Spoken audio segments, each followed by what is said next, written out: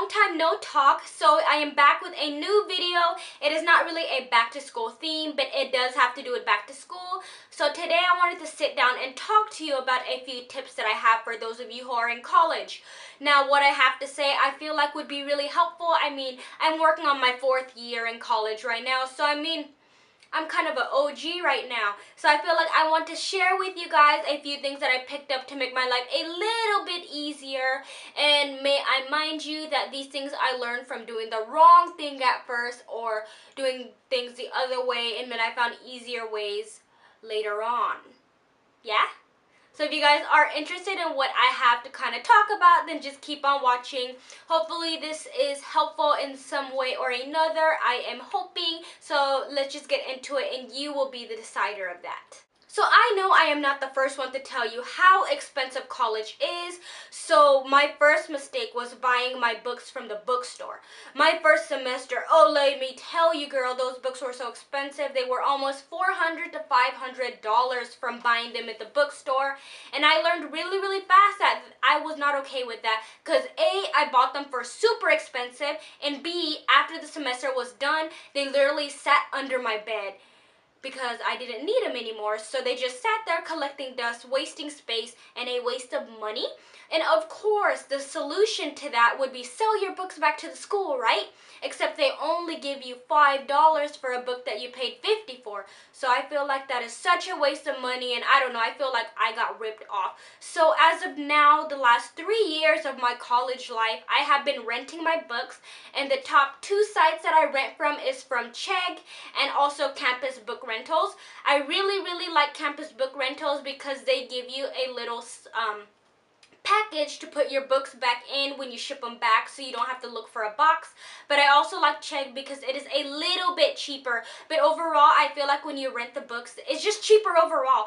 So I feel like renting them is just a better way to go because you use them when you need them, you pay a much cheaper price, and when you are done with them, you give them back and they will not waste space under your bed. Because we need that space for our junk. So on the topic of textbooks, I know a lot of us are really forgetful. We have so many things we have to worry about. And when you forget your book when you are already at school, that's a big problem, especially for those of us who commute. My school is an hour away, so guess what? If I forget my book that day, I ain't getting it until the following day or when I go home. So that causes a lot of problems, especially when I need it. So the solution that I found to that is just keeping a crate in my trunk. That way when I am using my books at home, they're at home because my car is at home. Then when I'm at school, because I drove to school, the books will be in my trunk. And then basically if I forgot to bring my book to class, I can just run out to my car instead of running an hour back home to go get it, which is nearly impossible. So I feel like if you always have your books with you, that is if you drive, then it's a really good idea to just keep them in your trunk, and that way they will always be with you when you need them. Another thing that will suck your money out of your pockets and your bank accounts is food. You will not realize how hungry and how constantly you want to eat until you don't have food with you or you don't have a refrigerator near you. So I feel like when you eat on campus, it's so expensive. I spent like $10 a day and I ate the same thing every day. Like the only things that I liked on school campus was cheeseburgers. And that's not really that healthy, to be honest. So then I started going off of campus and going to McDonald's because I can order off the dollar menu. That was also not expensive. I wasted gas, and I also lost my parking spot when I got back to school. So all of those things kind of really just pissed me off, to be honest. So I now bring my lunch to school. I make my lunches in the mornings if I have time, or I will just pack my leftovers from the night before from dinner.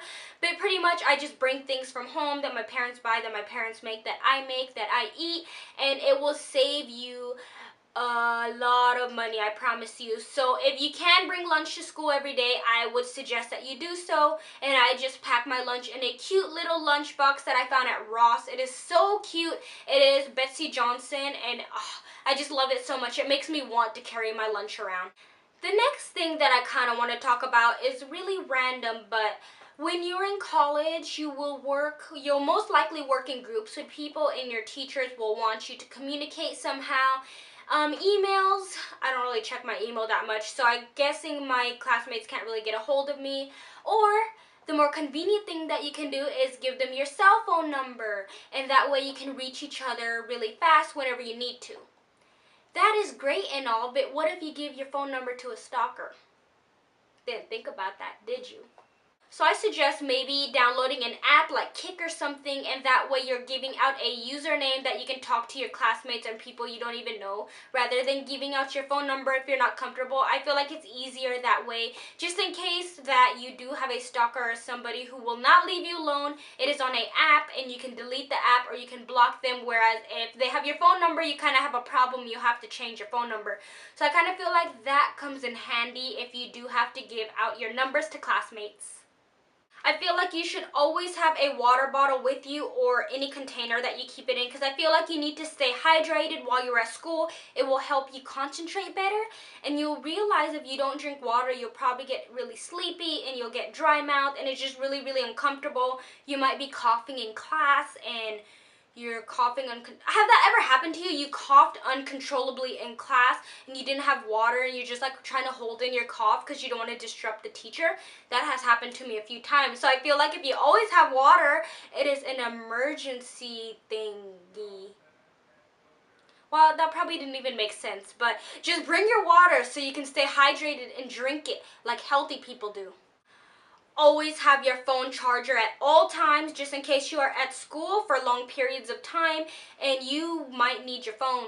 Well, actually, I'm telling you, you will need your phone just in case an emergency happens. Maybe you're driving home and you get a flat tire or something. It's good that you can get a hold of somebody, so make sure that your phone is charged before you drive home or walk home.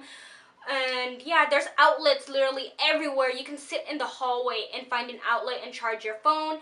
You can charge your phone in class if you're sitting next to a plug, or if you go to the library or something. So I recommend that you always bring your charger with you. So I also think that it is a must that you bring some headphones, just because on your breaks you might be really bored and have nothing to do. That way you can just pop it into your iPod or your phone and you can listen to music. You can listen to music while you walk from class to class, or on your breaks, or when you're walking from your car to your class, or vice versa. So I feel like music will just keep you busy while you're walking or doing anything. That is all that I can really think of. If I think of anything else by the time I'm editing this video, I will put it in the down bar. So be sure to check that out just in case I think of anything after I get done filming this video. If anybody else has any suggestions or tips that they've learned in their little college experience, then please feel free to share down below. I don't know, I didn't really have anything to film on. I already did my hair and makeup because I got home from school, so I thought I might as well just sit down and talk about something helpful about school. So anyway, I hope that it is, and I will see you guys later in my next video. And yeah, love you guys, bye.